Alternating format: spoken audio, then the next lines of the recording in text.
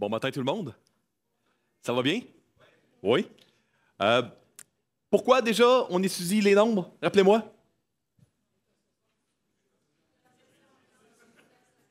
Pardon? Parce qu'on veut apprendre sur l'intercession, oui? Oui, parce qu'on a des désirs, puis ça va être notre problème. Les désirs dans notre cœur. On pourrait résumer puis dire, parce que Jésus et Paul nous disent que c'est important. Ça devrait être assez, hein? Mais c'est carrément ça que Jésus dit dans l'Évangile et Paul dans 1 Corinthiens 10. Nous sommes aujourd'hui, vous savez, au même endroit géographiquement que en Nombre 13-14 quand il y a eu les espions. Mais aujourd'hui, on n'est plus dans la 2e année au désert. On est dans la 40e année au désert. Donc, il y a vraiment de l'eau qui a passé sous les ponts. Est-ce que le cœur du peuple a changé? Est-ce que Dieu a changé? Par bonheur, non. Et puis, c'est ce qu'on va pouvoir voir aujourd'hui et demain. Mais sachez que c'est la dernière fois aujourd'hui qu'on va voir Marie et Aaron parce qu'ils meurent ce matin. Donc, dans le reste du livre des Nombres, on ne les verra plus. Mais on va voir des belles choses. On va voir vraiment la fin de cette 40e année au désert-là. Puis il y a des leçons précieuses puis extrêmement encourageantes pour nos vies. Mais prions avant d'aller plus loin. Seigneur Jésus, merci pour ta parole qui nous éclaire, qui nous fortifie, qui nous rassure par rapport à ton amour et ta fidélité pour nous, qui nous rassure que c'est normal d'être dans un désert. Et Seigneur, qui nous montre l'importance de jamais, Seigneur, hésiter avant d'aller à toi, peu importe les pots cassés qu'on a pu faire. Merci pour la grâce, Seigneur, que tu nous donnes par ton évangile. Merci pour ton amour. On est tellement reconnaissants pour qui tu es. On t'aime, Seigneur Jésus. En ton nom, amen. Donc, comme d'habitude, un petit résumé. Il y a un beau narratif après la révolte de Corée dans Nombre 17 qu'on a. On ne peut pas tout étudier en 8 messages. C'est le fameux narratif de la verge d'Aaron qui a fleuri. Donc, écoutez, il y a eu 2 révoltes de fil. Hein? On a eu des chefs qui ont fait la révolte de Corée, la terre s'ouvre, se referme, le feu, etc. Le lendemain, 14 700 personnes, parce que l'Assemblée s'est rassemblée vraiment pour attaquer Moïse, Aaron et la tente d'assignation. Donc là, Dieu est préventif. Donc il se dit, on va prendre les devants et puis on va reconfirmer que c'est bel et bien Aaron et sa famille qui sont les prêtres. Donc mettez tous les tribus d'Israël, là, une verge, hein, symbole d'autorité. Vous allez voir, il y en a une qui va fleurir. Un bout de bâton mort, mais qui, dans la présence de Dieu, devient un canal pour la vie. Et là, on voit toutes sortes de bourgeons et de fleurs. Et cette verge-là va être gardée vraiment dans le lieu très saint, nous apprend l'Épître aux Hébreux, hein, en souvenir. Donc, un souvenir très positif que ceux que Dieu a choisis comme intercesseurs, ils vont être des canals de vie, même si eux-mêmes sont des personnes mortes. C'est vraiment un beau narratif, super encourageant dans Nombre 17. Donc, à lire, si vous voulez bien. Nombre 18. Après la révolte de Corée, c'est pas mauvais de rappeler aux enfants d'Israël, c'est quoi les prêtres déjà, là? Leurs droits, les limites de leurs droits, comment ils doivent fonctionner. Un petit rappel, ça fait pas de tort. Et c'est ce que Dieu va faire à son peuple dans Nombre 18. Vous comprenez maintenant le lien avec la révolte de Corée, hein? Quand vous voyez des petites sections d'enseignement, après les narratifs dans le livre des Nombres, ils sont en lien. C'est vraiment linéaire, c'est en lien, c'est voulu. Vous me suivez? Ça va? Nombre 19. Est-ce que, bon, peut-être question, est-ce que vous avez déjà lu le narratif dans Jean 4 de Jésus et la femme samaritaine à Sychar? Puis là, il parle de pureté, impureté, puis il parle d'eau vive. Puis peut-être vous êtes demandé, c'est quoi cette histoire-là d'eau vive? Si tu avais demandé, je t'aurais donné de l'eau vive. C'est-tu de l'eau courante? Comment ça marche? Bien, si vous voulez comprendre Jean chapitre 4 avec une nouvelle profondeur, bien, faites ce qu'on ne fait pas ce matin et puis allez étudier Nombre 19. vous allez voir c'est quoi de l'eau vive, vous allez voir c'est quoi de l'eau de purification qu'on faisait avec une vache rousse qu'on allait tuer hors du camp. Puis, donc, vous avez toute cette notion-là qui est expliquée, chose intéressante, pour ramener quelque chose d'impur, pur à nouveau. Tu devais avoir quelqu'un de pur qui allait prendre cette eau de purification-là, puis là, il allait être capable de rendre la personne qui est impure, pure à nouveau, mais cette personne-là devenait impure jusqu'au soir. Donc, ça avait un coût de rendre quelqu'un pur. Et puis, il y a énormément de choses dans Nombre, chapitre 19, qui nous aident à comprendre avec davantage de précision et de profondeur ce que Jésus a fait pour nous dans l'Évangile, en devenant non seulement impureté, mais péché à notre place pour qu'on puisse nous revêtir sa perfection, son innocence, sa droiture, sa justice. Vous me suivez, hein? Donc, en passant, sainteté, être attaché à Dieu, et pureté, c'est pas la même chose. C'était pas nécessairement des péchés qui te rendaient impur. Pour plus de détails, lisez à partir de Lévitique 12 et les chapitres qui suivent. Puis, quand dans le Nouveau Testament, il parle de sainteté et de pureté, ce n'est pas des synonymes interchangeables. La pureté, ce n'est pas toujours causé par des péchés, mais c'est nécessaire pour rendre un culte à Dieu. Et puis, ça nous aide à comprendre ces choses-là avec plus de profondeur. Et on en a dans Nombre 19. Donc, ça, je passe. Et là, on arrive à Nombre 20. On est dans la 40e année. On est retourné à Kadès, la même ville d'où avaient été lancés les espions une trentaine d'années avant. Et là, on va voir la mort de Marie au début du chapitre. À la fin du chapitre, on voit la mort d'Aaron. Donc, il y a quelques mois entre la mort de Marie et la mort d'Aaron. Si vous vous amusez à regarder la charte, là, il y a des manières, avec les dates qui sont données à différents endroits, de calculer. Donc, la mort de Marie et la mort d'Aaron, tout ça a été, il y a quelques mois entre ça dans la 40e année. Puis dans ces quelques mois-là, il y a eu la querelle qui a amené Moïse à frapper un rocher. Puis vous vous dites, ah ouais, il me semble qu'il en parle dans l'Exode. Faux. Dans l'Exode, il parle la première année, avant même d'arriver au Sinaï, un autre lieu différent, un autre moment. Ben oui, il manquait d'eau. Et puis là, le peuple sont pleins, puis Dieu en a fait jaillir du rocher. C'est pas le même endroit, c'est pas la même année. Cet épisode-là, Exode n'en parle pas. C'est un autre épisode différent. C'est pas le même. C'est pas la même année, c'est pas le même lieu. Et puis Moïse, malheureusement, va échapper la balle. Et puis, il va y avoir vraiment un décret de Dieu que tu ne rentreras pas dans le pays promis. Donc, Marie ne rentrera pas. Aaron ne rentrera pas, puis Moïse non plus. Et on va avoir un petit épisode au niveau d'un rejet des enfants d'Israël par Édom. Vous vous dites, ouf, j'aurais peut-être dû rester couché ce matin, ça semble très négatif. Hein? J'aurais aimé mieux, Mathieu, que tu prêches sur la verge que fleurit. Tant qu'à ça, écoutez, il y a des belles choses aujourd'hui qui sont, je pense, très encourageantes. Donc, rentrons dans le chapitre, puis le Seigneur, j'espère, va pouvoir nous éclairer et puis nous aider. Donc, je vais vous lire à partir du verset 1, ici. Tournez avec moi dans Nombre 20. Toute l'assemblée des enfants d'Israël arriva dans le désert de Tsin, donc le premier mois, et le peuple s'arrêta à Kadès. C'est là que mourut Marie et qu'elle fut enterrée. Il n'y avait point d'eau pour l'assemblée. Et l'on se souleva contre Moïse et Aaron. Le peuple chercha querelle à Moïse. Ils dirent, « Que n'avons-nous pas expiré quand nos frères expirèrent devant l'Éternel? Pourquoi avez-vous fait venir l'assemblée de l'Éternel dans ce désert, pour que nous y mourions, nous et notre bétail? Pourquoi nous avez-vous fait monter hors d'Égypte? Pour nous amener dans ce méchant lieu.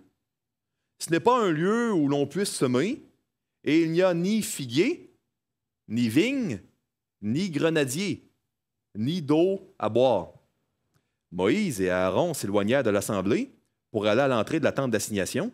Ils tombèrent sur leur visage, et la gloire de l'Éternel leur apparut. L'Éternel parla à Moïse et dit, « Prends la verge, celle qui a fleuri, hein, et convoque l'assemblée, toi et ton frère Aaron. Vous parlerez en leur présence au rocher, et il donnera ses eaux. Tu feras sortir pour eux de l'eau du rocher, et tu abreuveras l'assemblée et leur bétail.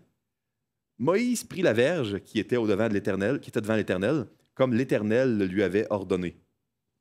Moïse et Aaron convoquèrent l'assemblée en face du rocher, et Moïse leur dit, « Écoutez donc, rebelles, est-ce de ce rocher que nous vous ferons sortir de l'eau? » Puis Moïse leva la main et frappa 2 fois le rocher avec sa verge. Il sortit de l'eau en abondance. L'assemblée but, et le bétail aussi. Verset 12. Alors l'Éternel dit à Moïse, excusez-moi, et à Aaron, « Parce que vous n'avez pas cru en moi, pour me sanctifier aux yeux des enfants d'Israël, vous ne ferez point entrer cette assemblée dans le pays que je lui donne. Ce sont les eaux de Mériba où les enfants d'Israël contestèrent avec l'Éternel qui fut sanctifié en eux. » Donc, vous vous dites peut-être, « Ben non, Mathieu, tu te trompes. Mériba, c'était le nom aussi de la place la première année. 2 places différentes géographiquement. C'est pas Kadès, le premier Mériba. Mais pourquoi on a appelé ça Mériba? Parce qu'ils ont cherché querelle. Une querelle ou un procès en hébreu, c'est rib. Quand tu mets un mais avant, c'est à partir de. Donc, à partir d'une querelle, il y a eu une querelle après vraiment le passage de la mer Rouge, donc Mériba, 1.0, j'imagine. Et puis, le 2.0, 40 ans plus tard, presque, il y a eu une autre querelle. Ça, on ne compte pas les endroits où l'eau était amère, puis il manquait de viande, etc. Donc, il y a eu beaucoup de querelles. J'aimerais faire ressortir des choses intéressantes de votre côté. Premièrement, vous pourriez vous demander pourquoi on nous mentionne en un verset que Marie est morte. C'est quoi le rapport avec tout le reste? Je crois que Dieu veut nous faire réaliser de manière très claire que dans le chapitre 20, que Marie, que Moïse et Aaron vont mourir dans le désert et ne rentreront pas dans le pays promis. Marie est celle qui, malheureusement, meurt le plus loin du pays promis, dans le désert. Elle n'a pas beaucoup d'attention, mais je crois que sa mort veut vraiment nous aider à réaliser là, que, OK, on a beaucoup de temps qui ont passé, les gens sont rendus vieux, Marie et Aaron ont plus de 120 ans. Ils sont décédés à ce point-là. Donc, on est vraiment, dans le fond, le premier épisode là, d'Exode 17, immédiatement après la mer Rouge, c'était, ça vous amuse, là, le 5e jour, 2e mois, première année. Et puis, aujourd'hui, là, on est le premier mois, on n'a pas le jour, mais on sait que c'est le premier mois, 40e année. Okay? Maintenant, c'est assez intéressant parce qu'on s'aperçoit que durant les 40 années au désert, il semble que les thématiques de plainte soient restées les mêmes. Pourtant, comprenez que il n'y a pas juste Marie puis Aaron qui décèdent. Dieu avait promis que, après 40 ans, tous les hommes de plus de 20 ans seraient décédés, de 20 ans et plus, sauf Josué et Caleb. Écoutez, je ne vous apprends rien. J'imagine que vous comprenez qu'ils ne sont pas tous morts d'un coup à la fin de la 40e année. Il n'y a pas eu un demi-million de personnes soudainement qui, bam, sont morts. Donc, rendu là, la très grande majorité sont probablement morts durant les 40 ans. Donc, il reste peut-être, je ne sais pas moi, 10 000 personnes qui vont mourir dans le courant de l'année. B 603 550. Les 603 550 personnes de Nombre, chapitre 1, parce que Dieu garde toujours ses promesses, il a dit qu'elle allait mourir sauf Josué et Caleb. Ils sont probablement toutes mortes, ou presque toutes. Ce qui veut dire que les gens qui demandent de l'eau, ce n'est pas la première génération qui l'avait demandé après avoir sorti d'Égypte. Est-ce que vous comprenez? C'est leurs enfants. Puis, il y a de quoi d'assez intéressant. La première génération qui avait passé leur vie en Égypte, dans Nombre 11, eux, ils se plaignent parce qu'ils auraient voulu avoir des melons, des concombres, des poivrons des os, c'est de l'ail au pluriel, là, de l'ail. Puis, évidemment, melon, poivron, concombre, de l'ail et des... Il m'en manque un. Il y en a 5. Pardon? Je pense pas que c'est du poisson. Ouais. Vous irez voir dans le nombre 11, là, puis il y a 5 choses. Ce qui est assez... J'ai un blanc sur la 5e. La chose intéressante, c'est que c'est pas les mêmes produits. Bien, ces gens-là, c'est normal. Écoutez, la plupart des gens ici, là, ils n'ont jamais été en Égypte de leur vie. La plupart de ces gens-là sont nés dans le désert. Les plus vieux, là, étaient peut-être adolescents ou enfants quand ils étaient en Égypte. Donc, eux, ils chantent la même comptine, la même chanson, le même refrain dans lequel ils ont été élevés, mais ils se mêlent parce que là, c'est rendu que les produits qu'ils auraient voulu, c'est même pas ceux qui étaient en Égypte. Regardez, ils mentionnent, eux autres, figuier, grenadier, vigne. Ça vous rappelle-tu quelque chose? Ben oui, c'est même pas les produits de l'Égypte. C'est les produits de Canaan. Donc, vous avez 2 possibilités ici. Soit ils se sont complètement mêlés parce qu'ils font juste répéter ce qu'ils ont entendu durant toute leur vie dans le désert, ou encore, ben, ils sont dans une plainte de c'est de votre faute qu'on n'est pas dans le pays promis, mais ils mentionnent quand même l'Égypte là-dedans. Excusez-moi, mais c'est pathétique, hein? C'est quand même pathétique de voir cela. On voit également quelque chose d'assez criant. Il y avait une expression qu'on a vue pour la première fois dans le livre des Nombres, hier, dans Nombre 16. Corée, quand il a fait sa révolte, c'était un prêtre, ben, c'était pas un prêtre, mais c'est un lévite. Donc, il y avait un jargon très religieux pour justifier sa révolte. Puis il disait, « Hey, qu'est-ce que vous avez fait, Moïse et Aaron? Pour qui vous vous prenez? Nous, on est l'Assemblée de l'Éternel. » C'est le premier qui utilise ça. Dire, « Hey, faites pas ça à l'Assemblée de l'Éternel. On mérite mieux, nous, l'Assemblée de l'Éternel. » Bien, ils sont tous morts, ces gens-là. Mais remarquez que c'est resté. Regardez au verset 4. Au verset 4, cette nouvelle génération-là, ils ont retenu le discours, le narratif de Corée qui date. Corée, c'était la 2e année. Donc, qui date, dans le fond, de 38 ans avant. Là. 38 ans plus tard, ils ont retenu le narratif de Corée, puis il dit, « Pourquoi avez-vous fait venir l'Assemblée de l'Éternel? Hein? » Ce serait vraiment l'équivalent de dire la congrégation. Pourquoi vous avez fait venir notre Église dans ce méchant lieu-là? Le lieu que Dieu t'a amené.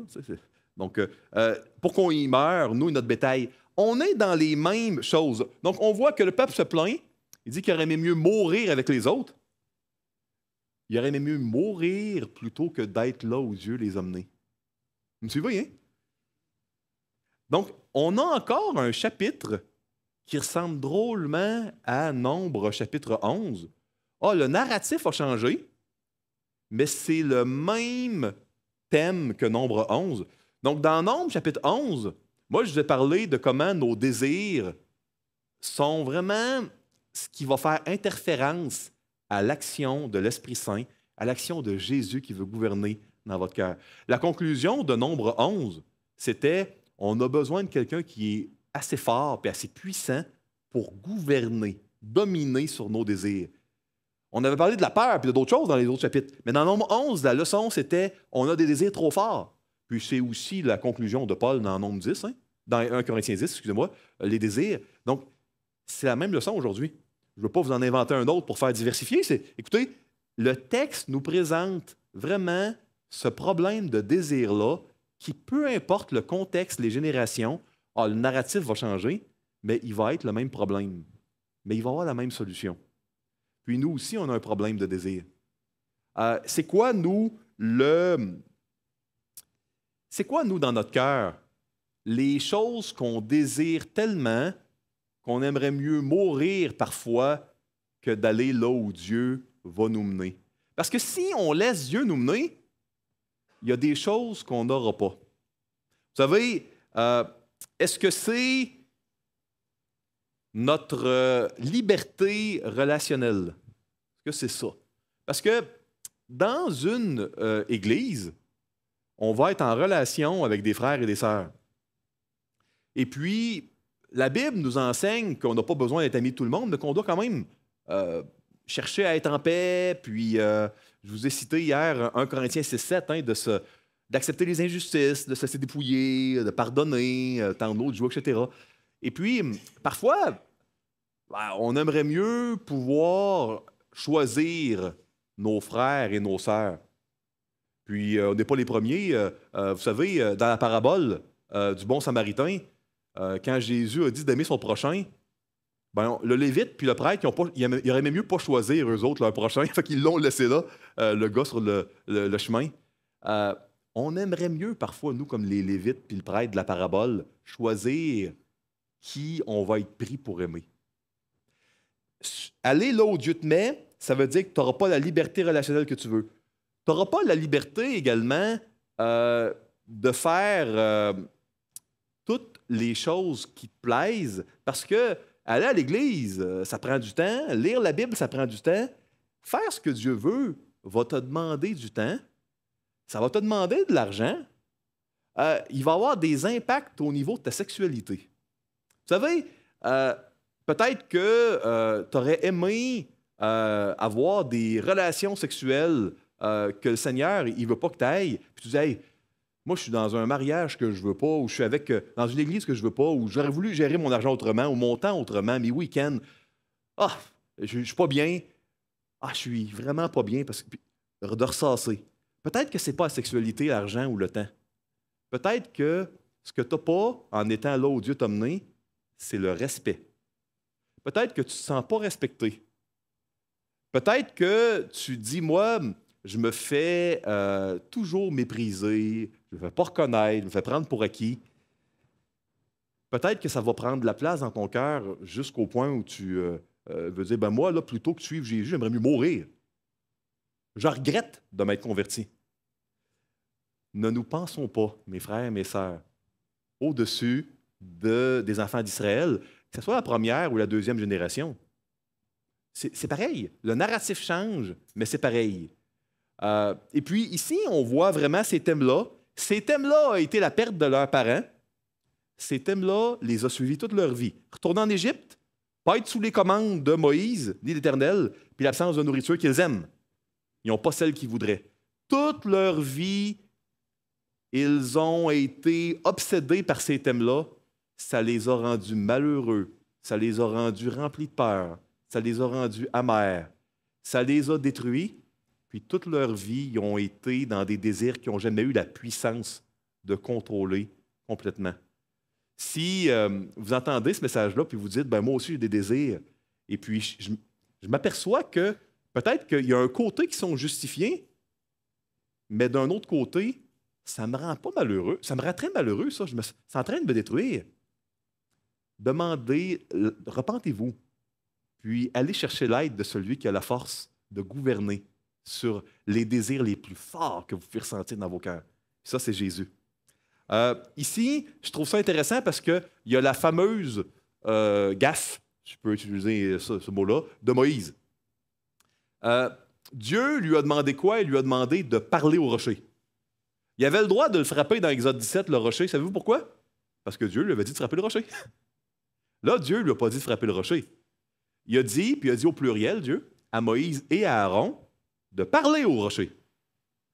Vous allez dire, parler au rocher, ça n'a pas de sens, voyons donc. Les rochers, c'est des... Ben, Jésus, dans l'Évangile, a dit que si les gens ne crient pas Hosanna, les pierres vont le crier. Donc, écoutez, on va voir dans quelques instants, là, en fait, on va voir demain. Non, on va voir vendredi, excusez-moi.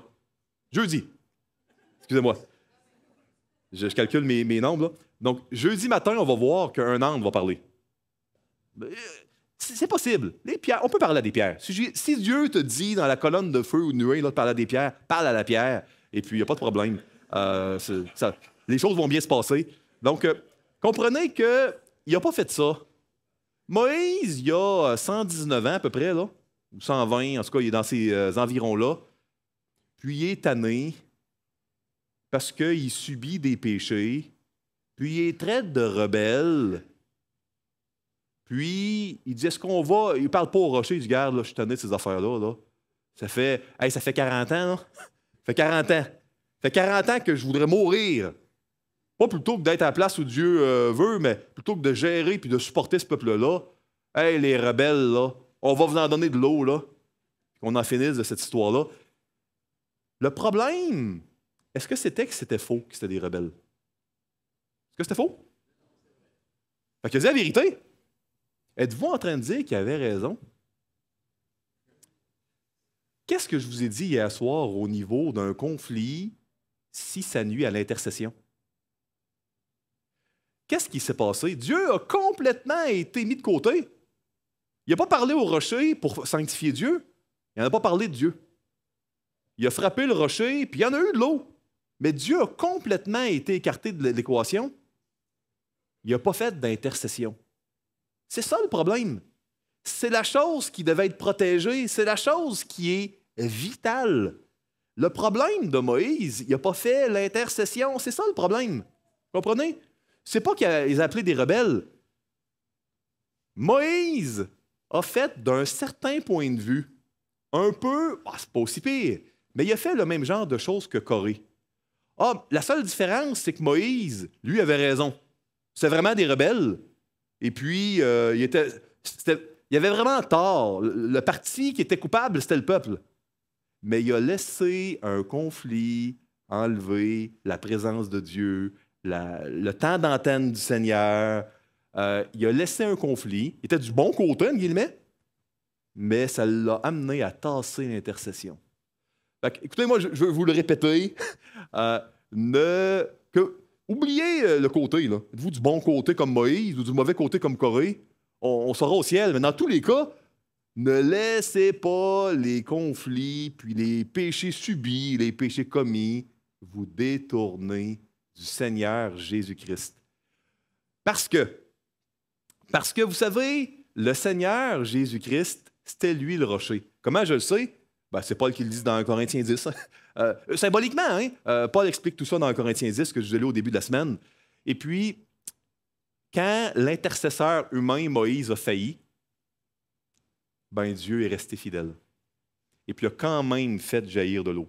Mais la conséquence, parce qu'il n'a plus fait son rôle d'intercesseur, parce qu'il était trop tanné, trop frustré des péchés subis. Il était victime de péchés subis, et puis ça l'a amené à tasser Dieu à un moment clé, puis il a pu faire son rôle d'intercesseur. Il a oublié Dieu dans tout ça. C'est facile de laisser notre cœur s'aigrir. Vous pouvez vous dire, Matthieu, comment tu peux savoir que le cœur de Moïse était aigri? Est-ce que tu vois dans son cœur? Non, mais je peux lire les psaumes, par exemple. Les psaumes nous le disent. Regardez, dans Psaume 106, ça dit « Car ils aigrirent son esprit et il s'exprima légèrement des lèvres. » Pas faussement les lèvres. C'est vrai ce qu'il disait Moïse. Légèrement des lèvres. Vous me suivez, hein? C'est l'aigreur ou l'amertume, si vous aimez mieux, même si c'était du bon côté, qui a amené Moïse lui-même, l'homme le plus patient de toute la terre. Il n'y avait pas personne sur terre qui était patient comme Moïse. Comment je le sais? Nombre chapitre 12. C'est dit vraiment par Dieu. Donc, on ne peut pas se tromper quand Dieu dit quelque chose, c'est toujours vrai. Donc, ici, ce n'est pas seulement d'avoir désobéi qui est le problème, c'est pas seulement le moment de frustration, c'est que l'intercession n'était plus au rendez-vous, puis ça, c'était nécessaire. Maintenant, j'ai des paroles de consolation. Si vous dites « Ah, pauvre Moïse », écoutez, Moïse avait 120 ans. Avez-vous lu le livre de Josué? Hey, il y a des, à un moment donné, il marche de nuit, puis attaque de jour, puis là, le soleil arrête, ça fait que la journée est double. C'était difficile, là. Pensez-vous qu'il était mieux avec le Seigneur que dans les bottines de Josué à 120 ans, à faire du camping là, en race campagne? Et puis écoutez, honnêtement, c'est pas pour rien qu'il y a seulement quelques versets. Moïse, il a souvent intercédé, il aurait pu intercéder, il parlait à Dieu face à face, comme je vous parle. Il aurait pu, Moïse, je pense que Moïse était bien content de rejoindre le Seigneur. Puis il était rendu à 120 ans. Puis écoutez, je crois que si il y a le lien dans la Bible de il a frappé, il a laissé la colère tasser Dieu, puis il n'intercède plus, c'est juste parce que Dieu, c'est pas tant que Dieu veut faire un exemple de Moïse, parce qu'on continue à en parler plus tard de Moïse. Écoutez, dites à quelqu'un, là, au centre d'achat, là, un non-chrétien, c'est qui déjà le peuple de Moïse? C'est qui ça, le peuple qui était leadé par Moïse? Ben, écoutez, plus de 3000 ans plus tard, là, il y a plein de gens qui vont vous dire ben, c'est le peuple d'Israël, c'est les Juifs. Hey, Moïse, là, il va être lors de la transfiguration avec Jésus. Moïse, là, c'est pas que Dieu va en faire un exemple. Dieu veut juste nous montrer encore le thème de l'intercession, puis le remettre de l'avant en disant ça, c'est important. Laissez pas votre intercesseur être tassé, que vous ayez raison ou tort, ou un mélange des deux. Laissez pas rien d'humain tasser l'intercesseur. Ça va jusque-là? C'est bon? Bon. Ici, j'avance. Il a arrêté son rôle d'intercesseur. Bon, on va continuer et on va aller ici à le pays d'Édom. Vous vous souvenez, hein? On avait Jacob et Ésaü, son frère, qui étaient tous deux les fils d'Isaac. Jacob a un autre nom qui s'appelle Israël. Hein, c'est l'ancêtre d'Israël, Jacob. Ésaü va être le père de la nation édomite. Et puis là, on va voir que malheureusement, leurs cousins édomites, ils ne veulent pas laisser passer les Israélites. Lisons les versets 14 à 22 ensemble. De Kadès, Moïse envoya des messagers au roi d'Édom pour lui dire « Ainsi parle ton frère, Israël. Tu sais toutes les souffrances que nous avons éprouvées. Nos pères descendirent en Égypte et nous y demeurâmes longtemps. Mais les Égyptiens nous ont maltraités, nous et nos pères. Nous avons crié à l'Éternel et il a entendu notre voix. Il a envoyé un ange et il nous a fait sortir de l'Égypte. Et voici, nous sommes à Kadès, ville à l'extrémité de ton territoire. Laisse-nous passer par ton pays. Nous ne traverserons ni les champs, ni les vignes, et nous ne boirons pas l'eau des puits. Nous suivrons la route royale sans nous détourner à droite ou à gauche jusqu'à ce que nous ayons franchi ton territoire. Édom lui dit, tu ne passeras point chez moi, sinon je sortirai à ta rencontre avec l'épée. Les enfants d'Israël lui disent, nous monterons par la grande route, et si nous buvons de ton eau, moi et mes troupes, j'en payerai le prix. Je ne ferai que passer avec mes pieds, pas autre chose. Il répondit, tu ne passeras pas. Et Édom sortit à sa rencontre avec un peuple nombreux et à main forte. Ainsi, Édom refusa de donner passage à Israël par son territoire, et Israël se détourna de lui. Toute l'assemblée des enfants d'Israël partit de Kadès et arriva à la montagne de Har. Donc, ici, qu'est-ce qu'on voit? Premièrement, je vous donne le contexte, parce qu'il y a vraiment de quoi que je veux que vous appréciez dans cette section-là. Dans l'ancien Moyen-Orient, hein, on est, dans le fond, en 1405, 1406, dans ces environs-là, avant Jésus-Christ. Hein, on est il y a 3400 ans. Il y avait beaucoup de petites cités-États dont les limites étaient mal définies. Okay? Donc, c'était facile, quand tu avais une troupe, de revendiquer finalement une partie du territoire. Parce que les limites n'étaient pas, on n'avait pas d'arpenteur géomètre à l'époque, donc les limites n'étaient pas bien définies. Vous me suivez jusque-là? Et puis, il existait pour les grands peuples puissants des traités, c'était la diplomatie de l'époque, des traités qui permettaient justement de gérer dans le fond, le passage de troupes sans qu'une troupe en profite pour revendiquer le territoire d'un autre. Ici, si vous regardez dans l'original le langage qu'on voit dans les versets 14 à 22, puis vous allez dans les musées, British Museum, au Louvre, et vous regardez les traités de l'époque, de cette époque-là, vous allez voir que ce que Moïse fait, il utilise un langage de traité très, très sophistiqué pour l'époque. On peut se demander où il a appris ça. Il a appris ça en Égypte. Les 40 premières années de sa vie, il était à la cour de Pharaon. Donc, l'Égypte était un pays assez puissant. Il avait vu comment ça se négociait des traités. Donc, il utilise une forme très fine, très sophistiquée en disant, regarde, je ne revendiquerai pas, et je le mets par écrit, aucun endroit de ton territoire. Je passe par la route royale. En passant, pourquoi elle est royale? Les routes dans l'Ancien Monde, on les faisait quand le roi allait visiter quelque part. On faisait une nouvelle route. C'était payant quand le roi allait quelque part parce qu'on faisait une route pour lui. Donc, la route royale, la route que le roi avait pratiquée et qui était la grande artère qui traverse le royaume. Donc, il mentionne qu'ils sont quand même 2,1 millions de personnes. Hein? Donc, inquiète-toi pas, je ne revendique pas de place, je n'irai pas ailleurs, on le mentionne, puis même, je vais te payer si je prends de l'eau. Tu vas pouvoir faire de l'argent avec nous autres. Mais le roi d'Édom dit non, parce que, vous savez, Jésus a dit qu'il est venu amener non pas la paix, mais l'épée. Et dans l'Évangile de Jean, au chapitre 1, on voit que les ténèbres n'aiment pas la lumière. Et leur existence causait problème aux nations autour, les enfants d'Israël. Donc, c'est un gros découragement parce qu'ils doivent faire un immense détour parce que Édom ne les laisse pas entrer. Mais ça, c'est malgré vraiment un traité de diplomatie très, très, très bien établi. Mais le roi d'Édom ne voulait pas laisser passer 2,1 millions de personnes malgré les assurances et les traités. Donc, disent non au peuple de Dieu, malgré toutes les assurances que Moïse faisait. Donc, ça, c'est ce qu'on peut voir dans ce passage-là. Donc, on voit que c'est pas facile. Hein? Le désert, c'est pas facile. Marie est morte, il n'y avait pas d'eau. Puis même si Dieu a pourvu toujours à de l'eau et à de la nourriture depuis 40 ans, aussi longtemps qu'on s'en souvient, puis qu'il pourvoit à chaque fois, la confiance en Dieu reste un défi. Mais tant qu'on a un intercesseur, le Seigneur va nous amener quand même au pays promis. Donc, on voit ici que mais Israël fait un détour important. Puis Dieu, il nous appelle à persévérer, nous, avec patience. Parce qu'on va en avoir des détours. On est dans un désert, parfois, il n'y a pas l'eau, il n'y a pas de nourriture qu'on voudrait. Parfois, attention à nos désirs, parce que si on dit, ouais, en Égypte, il y avait des raisins, des figues. Hey, tu te mélanges-tu? Est-ce que tu te mélanges avec une autre histoire? On se met à devenir des esclaves de nos désirs. Maintenant, le dernier passage, c'est assez difficile, hein, parce que là, on a 3 personnes qui vont monter sur la montagne pour la mort d'Aaron, mais il y en a juste 2 qui vont descendre. Ça devait être assez difficile, ça, pour Moïse, de vivre cette notion-là. Mais on voit dans le passage suivant que même quand le grand prêtre meurt, la prêtrise, elle ne meurt pas, elle.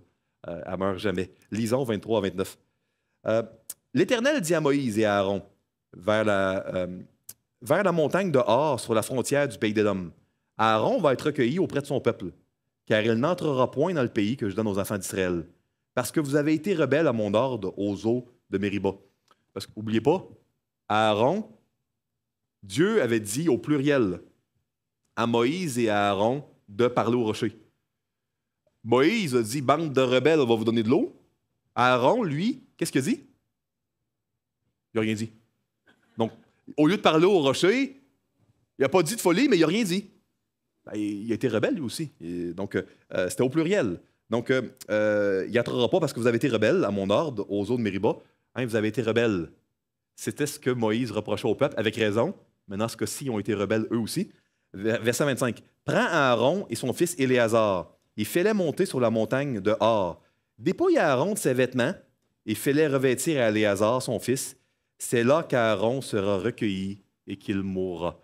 Donc, de la même manière que dans Lévitique 10, quand Nadab et Abihu ont péché, le feu les a dévorés, mais pas les vêtements de prêtre. La prêtrise dans la Bible, vous allez voir dans Lévitique d'un nombre, Dieu, il nous donne toutes sortes d'histoires pour nous montrer qu'elle ne meurt jamais, la prêtrise.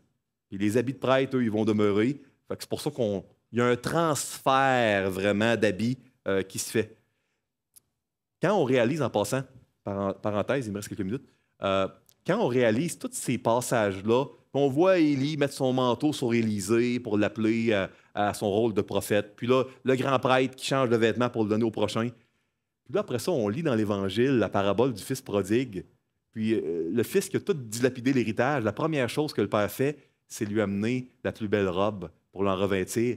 La notion d'héritage reliée à des vêtements, quand on a lu un peu dans l'Ancien Testament, ça prend une profondeur nouvelle, puis délicieuse. Et puis ça, c'est vraiment intéressant de voir tous les endroits où on voit cette symbolique-là, qui était très compréhensible pour les gens d'époque, hein, mais qui l'est un peu moins pour nous de nos jours. Verset 27. Moïse fit ce que l'Éternel avait ordonné. Ils montèrent sur la montagne de Hor aux yeux de toute l'assemblée. Moïse dépouilla Aaron de ses vêtements et les fit revêtir à Éléazar, son fils. Aaron mourut là, au sommet de la montagne. Moïse et Éléazar descendirent de la montagne. Toute l'assemblée vit qu'Aaron avait expiré, et toute la maison d'Israël pleura à Aaron pendant 30 jours. Pourquoi on spécifie? Parce que le deuil, c'était 7 jours habituellement. Donc, là, on dit 30 parce qu'il faut montrer, wow, c'est vraiment c'est spécial. On va avoir 30 jours pour Moïse aussi. Vous ne verrez pas de deuil plus long que 30 jours, vraiment, dans l'Ancien Testament, habituellement, pour le peuple de Dieu. Donc, ça, c'est vraiment ce qu'on voit à la fin du chapitre. Ici, vous avez un peu... Donc, ici, ça, c'est l'Égypte. Ça, c'était le parcours de l'Exode. On a passé 1 an au Sinaï. Hein, la première eau là, de Mériba était ici, okay? Dans le blanc, où il n'y a pas de carte. Là, on continue, on monte. On arrive ici à Kadès. Kadès, c'est ici. Nombre 13, 14, on est incrédule, on revient. Là, on est 40 ans dans le désert. Mais là, 40 ans plus tard, ben là, enfin, tout le monde, excusez-moi, mais enfin, tout le monde est mort de la première génération. La deuxième va pouvoir aller. Mais regardez le gros détour. Parce que Édom ne laisse pas traverser ici. Hein? Il faut faire un immense détour ici. C'est assez problématique. Et Mont-Or, c'est ici. C'est ici que Aaron est décédé. Donc, vraiment, le livre des Nombres, c'est super linéaire, chronologique, géographique. Ça se suit vraiment très, très bien. J'aimerais vous laisser quelques applications pour vos vies. La première, est-ce que les désirs et les attitudes que tu as, une attitude, des désirs, des affections, on a des synonymes, on est d'accord? Est-ce que c'est ce que tu veux léguer à tes enfants? Ce que tu vas aimer, ton refuge, ce qui va te donner le plus de joie, va parler beaucoup plus fort que n'importe quel discours ou culte familial que tu peux faire ou ne pas faire. Prends garde à ton cœur parce que de lui proviennent les sources de la vie. La chanson que les parents ont chantée durant 40 ans, les enfants, ils ne savent même pas. Ils n'ont pas connu l'Égypte pour la plupart, mais c'est cette chanson-là qu'ils chantent après la mort des parents. Fait que ça, c'est remarquable. Qu'est-ce que tu veux léguer à tes enfants? Puis si tu veux léguer un amour de Dieu, il faut que tu abandonnes tout. Il faut que tu abandonnes tout à Dieu parce que tu ne seras pas capable de gérer toi-même tes propres désirs. Nombre 13 et 14 Nombre 11, excusez-moi, nous l'ont montré et on le voit encore aujourd'hui. Quelle est l'attitude que tes parents avaient? Dans quelle mesure ils te l'ont légué? Des questions épeurantes, hein? Mais c'est des bonnes questions que tu peux poser. Au-delà de la logique humaine, est-ce que Dieu est présent dans ta vie? Il y a des gens ici qui disent ben moi, j'entends tout ça, j'aime bien le camp des boulots, le lac grillé est très beau, des belles activités, cerf-volant, volleyball, tout ça. Franchement, les valeurs de l'Évangile, c'est bien, mais non, moi, je ne peux pas dire que je suis un enfant de Dieu. Je n'ai pas donné ma vie à Jésus. Moi, j'aimerais vous dire, la vie passe vite. Vous savez, la Bible est remplie d'évidences archéologiques, historiques. Un homme ne peut pas avoir écrit tout ça. Ça a été écrit sur plus que 1000 ans par une quarantaine d'auteurs. Puis il y a des preuves archéologiques là, dans plein de détails partout de ces textes-là. Soit Jésus est un fou furieux, soit Jésus est un diable, ou soit Jésus est bel et bien le Fils de Dieu. Il semble qu'un fou n'aurait pas pu faire tout ça, puis le Dieu qui a ouvert les yeux des aveugles, qui a guéri les lépreux, un Dieu d'amour qui est allé mourir à notre place sur la croix, qui est gracieux, Ces enfants d'Israël-là, ils n'ont pas fini leur gaffe, mais ils vont rentrer dans le pays promis. Parce que la leçon qu'ils ont appris, là, ils sont aussi pécheurs que leurs parents, mais ils s'accrochent à leur intercesseur. Puis ils vont rentrer, parce que dans le désert, même quand tu es infidèle, Dieu, il demeure fidèle. Dans ton désert, même quand tu es infidèle, Dieu demeure fidèle. Fais pas les erreurs de la première génération d'Israélites qui ont tassé l'intercesseur. C'est la seule chose qu'il faut vraiment pas que tu fasses. Ah, il y a des conséquences pour les péchés, mais Dieu va toujours demeurer fidèle. Lâche pas ton intercesseur.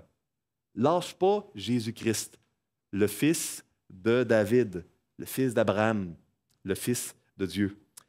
Est-ce que tu gardes confiance en Dieu quand tu vis un rejet? Que tu commettes le rejet, comme Corée a fait, ou que tu le vives comme les enfants d'Israël, que Édom leur a dit, tu ne passeras pas. comment tu vas gérer Dieu? Ah, Dieu aurait pu empêcher ça, mais Dieu sait ce qu'il fait. Et il nous garde dans le désert pour nous préparer à son royaume éternel. Fais-lui confiance. Lis la Bible, puis réalise que Dieu il est digne de confiance et qu'il garde toujours ses promesses. Puis il promet à tous ceux qui vont être ses enfants de l'amener à son royaume éternel. Un royaume qui n'aura jamais de fin. On va s'apercevoir, ceux qui vont être là, que la vie était rapide, que ça valait le coup sur terre. On va comprendre que tout va faire du sens, tout va être logique. Veux-tu lâcher prise, puis vraiment mettre ta foi en Jésus? Si tu n'es pas chrétien, moi, je t'invite à te repentir de tes péchés, à tout abandonner à Dieu, à mettre ta foi en Jésus et à devenir un enfant de Dieu. 5. Jésus, le grand prêtre, ne mourra jamais. Aaron est mort, Moïse est mort, Éléazar est mort. De la même manière que les vêtements se transfèrent, Jésus va régner éternellement sur le trône du peuple de Dieu. Lui, le roi, lui, le prophète, lui, le grand prêtre. Prions, s'il vous plaît. Seigneur Jésus, toi qui es vivant aujourd'hui, qui est au milieu de nous, tu es le même Dieu, Jésus. Paul le dit, ce rocher-là qui suivait, c'était toi, Seigneur, c'était Christ. Merci, Seigneur, parce qu'il n'y a pas de péché pour lequel tu ne peux pas intercéder pour nous. Mais il ne faut pas te lâcher, parce que sans ça, on est fini. Ah, Seigneur, garde-nous dans ta main. Garde-nous attachés à toi. Merci parce qu'en toi, il y a le pardon, il y a la lumière. Merci parce que tu es bien plus patient que nous, on le serait. On ne comprend pas tout, mais on comprend que l'intercession, c'est vital, puis que le péché, c'est grave. Ça nous surprend tellement, notre cœur est rendu habitué au péché.